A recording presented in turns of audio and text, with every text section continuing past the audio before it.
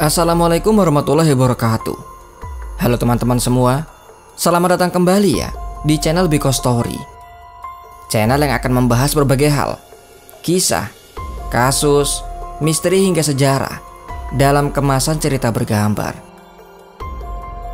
Dan pada video kali ini, admin akan mengilustrasikan salah satu kasus main hakim sendiri yang dilakukan warga kepada seorang pencuri. Bukan hanya mengeroyok, mereka bahkan langsung mengubur pelaku di kaki Gunung Cikuray.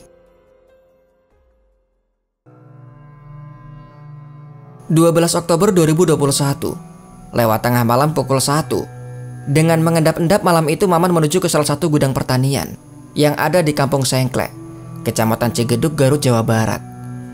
Di mana di gudang tersebut terdapat hasil panen berupa kentang, juga terdapat alat-alat pertanian. Namun sebelum aksinya berhasil, hanya berselang beberapa saat kemudian ia pun tertangkap oleh warga yang saat itu tengah ronda. Setidaknya itulah awal dari kisah naas yang dialami oleh Maman.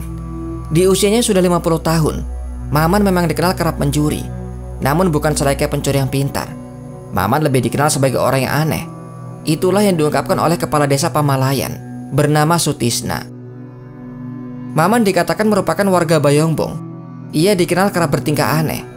Warga menduga ia depresi karena istrinya meninggal setahun yang lalu.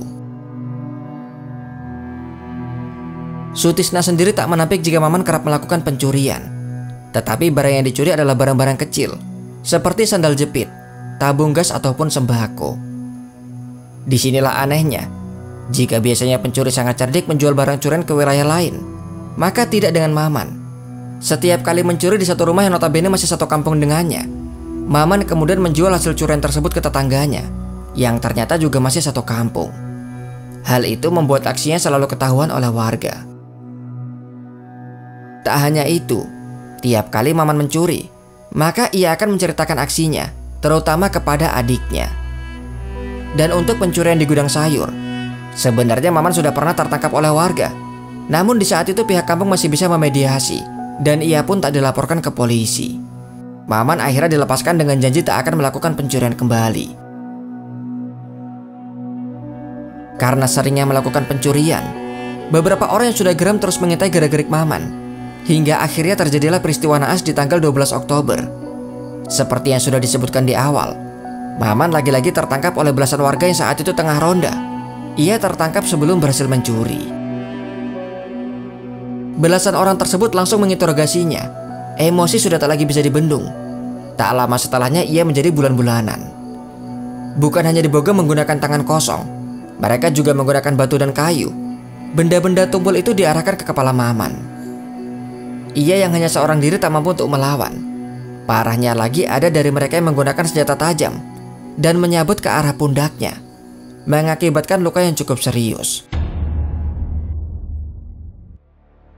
Masih tak berhenti, benda-benda tumpul juga diarahkan ke kakinya, mungkin untuk memastikan Maman tak bisa berlari. Akibatnya, seluruh tubuh tak terkecuali kepala mengalami luka parah. Di saat Maman sudah tak lagi bisa bergerak, mereka lantas mengikat kaki dan tangannya, kemudian memasukkan Maman ke dalam karung. Mereka memperlakukannya seperti seekor binatang. Maman lantas dipikul beramai-ramai ke kawasan blok waspada yang ada di kaki Gunung Cikuray. Jaraknya kurang lebih 1 hingga 2 km dari lokasi mereka saat itu. Sesampai di blok waspada, beberapa orang mulai menggali lubang. Mereka berniat untuk mengubur Maman. Seorang dengan inisial S kemudian memeriksa tubuh Maman, lalu merampas HP-nya. Setelah lubang galian siap, Maman kemudian dimasukkan ke dalam lubang. Namun terlihat rupanya ia masih bernafas. Meski sudah tak mampu untuk bergerak karena tangan dan kakinya terikat, mereka semua pastinya menyadari di saat itu Maman masih memohon untuk diampuni. Pelaku S yang sebelumnya merampas HP milik Maman kemudian turun ke dalam lubang, bukan melepaskan ikatan, tetapi menyayat leher Maman, dan selanjutnya menginstruksikan untuk menimbun lubang tersebut. Benar-benar sangat mengerikan. Takut jika warga lain mengetahui, para pelaku membuang semua alat termasuk golok. Bahkan ponsel Maman juga ikut dibuang jauh dari lokasi. Semenjak itulah Maman menghilang. Belasan warga yang mengubur berpura-pura tidak mengetahui. Begitupun dengan sebagian warga yang juga sempat melihat. Mereka diminta untuk tutup mulut. Sementara itu pihak keluarga masih terus mencari.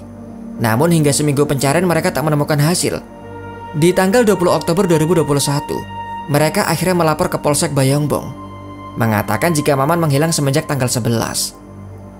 Laporan itu pun langsung direspon dan dilakukan penyelidikan atas hilangnya Maman. Setelah 4 hari melakukan penyelidikan, nampaknya mereka mulai menemukan titik terang. Bersumber dari berbagai saksi, dikatakan ada yang tertangkap hingga meninggal di Kampung Sengkle. Dan setelah ditelusuri, ternyata Mamanlah yang menjadi korbannya. Di tanggal 24 Oktober itu pula, polisi menelusuri di mana Maman dikuburkan oleh warga. Dan benar saja, setelah mereka sampai di lokasi yang sesuai, Maman ditemukan dikubur dalam kondisi tangan dan kaki terikat. Mereka pun langsung mengevakuasinya. Jasad Maman kemudian dibawa ke Rumah Sakit Dr. Slamet Garut untuk keperluan otopsi. Hanya butuh sehari setelahnya, dari puluhan orang yang diperiksa, polisi menetapkan 14 orang sebagai tersangka. Masing-masing dari mereka memiliki peran yang berbeda, mulai dari mengeroyok, menggotong, menyayat leher hingga akhirnya menguburkannya. Polisi juga berhasil mengumpulkan barang bukti yang sudah dibuang. Di antaranya adalah cangkul, golok, dan batu. Terkait dengan masing-masing peran para pelaku, 6 orang dari mereka memukul dengan tangan kosong bertubi-tubi, 4 orang menggunakan kayu, 2 menggunakan besi, dan 1 orang menggunakan batu. Yang paling parah adalah pelaku dengan inisial S.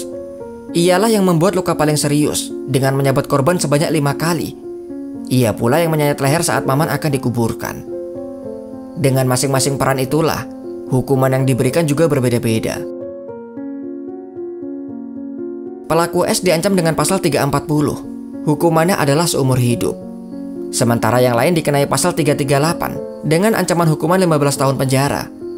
Pasal 170 ayat 2 dengan ancaman hukuman 12 tahun penjara. Dan pasal 351 ayat 3 dengan ancaman hukuman 7 tahun penjara.